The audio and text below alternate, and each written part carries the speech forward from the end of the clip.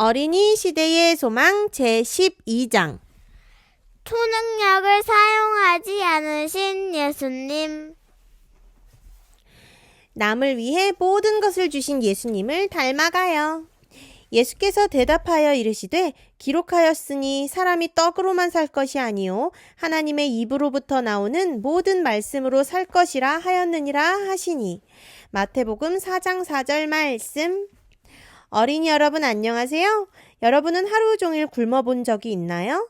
하루 종일 아무것도 먹지 못하면 얼마나 배가 고플까요? 굳이 해보지 않아도 충분히 상상할 수 있어요. 일주일 동안 굶은 상태라면 앞에 내가 좋아하지 않는 음식이 있어도 먹을 수 있을 거예요. 예수님은 성령에 이끌리어 아무것도 없는 광야로 가셨어요. 광야에서 40일 동안 아무것도 먹지 못했어요. 40일이면 약 6주의 시간이에요. 6주 동안 아무것도 먹지 못했다니 얼마나 약해졌을까요? 가장 약해진 바로 그때 사탄이 예수님께 찾아왔어요. 몸이 약하면 정신력도 약해질 수밖에 없어요. 사람이 가장 예민하고 판단력이 흐려지는 때는 배고프고 졸릴 때랍니다. 사탄이 가장 약해진 예수님께 첫 시험을 던져요. 내가 만일 하나님의 아들이어든 명하여 이 돌들로 떡덩이가 되게 하라. 마태복음 4장 3절 말씀. 돌을 떡으로 만드는 일은 예수님에게 어려운 일이었을까요? 떡 5개와 물고기 2마리로 5,000명이 넘는 사람을 먹이셨던 분이에요. 돌을 떡으로 만드는 일은 어려운 일이 아니었어요. 아무도 보지 않는데 돌을 떡으로 만들어 먹어도 되지 않을까요? 여러분은 어떠세요? 다른 사람들이 볼 때와 보지 않을 때 여러분의 모습은 똑같나요? 혹시 다른 사람들이 보지 않을 때는 나쁜 습관들이 튀어나오지는 않나요? 예수님은 다른 사람들이 보고 있을 때나 보고 있지 않을 때나 언제나 하나님이 보신다고 생각하며 행동하셨어요. 그래서 예수님께서는 돌을 떡으로 만들지 않으셨어요. 왜 그러셨을까요?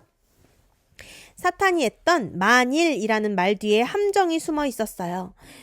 내가 하나님의 아들이라면 떡으로 만들어봐. 이 말을 반대로 해보면 이렇게 이해할 수 있을 것 같아요. 너가 돌을 떡으로 만들지 못하면 하나님의 아들이 아니야. 너희 아버지가 먹을 것도 주지 않고 돌보지도 않고 너 혼자 광야에 있잖아. 아버지가 너를 버리신 건 아닐까? 그러니까 네 몸은 너가 챙겨. 하나님에 대한 불신에 관한 암시가 사탄의 시험에 섞여 있었던 거예요. 무빙이라는 드라마를 보면 다양한 초능력자가 나와요. 하늘을 나는 능력을 가진 사람도 있어요. 학교에 지각했을 때나 멋진 야경을 볼 때 정말 좋은 능력이겠죠? 사람이 어디에 있든지 찾을 수 있는 사람도 나와요. 보고 싶은 사람은 언제든 볼 수 있고 또 잃어버리고 연락이 안 되는 친구도 찾을 수 있을 거예요. 무한 회복과 재생 능력을 가진 사람도 있어요. 운동할 때 정말 좋겠죠? 건물에서 뛰어내려도 다치지 않고 넘어져도 다치지 않아요.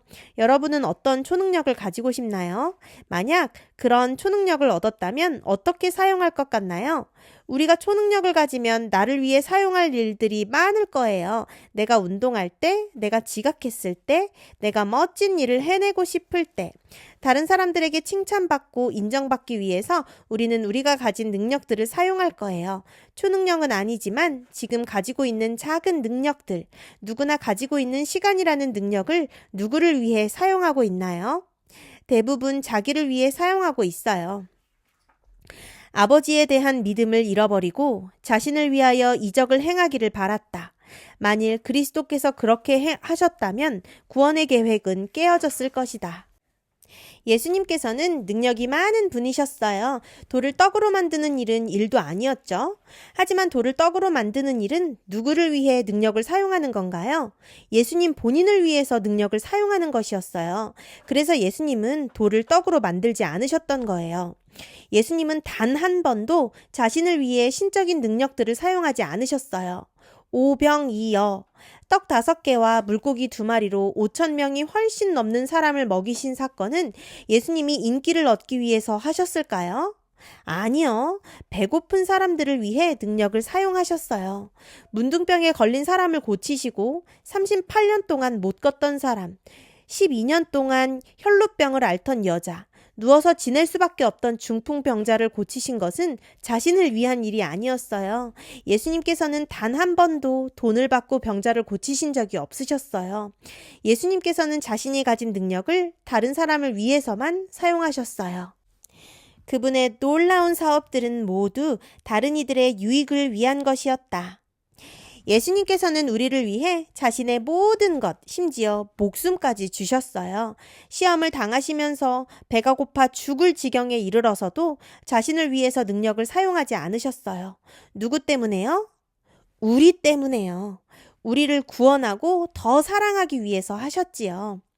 우리도 우리를 사랑해 주시는 예수님, 모든 걸 다 주시는 예수님을 통해 내가 가진 것들을 남들을 위해 조금이라도 사용해 보면 어떨까요? 끝!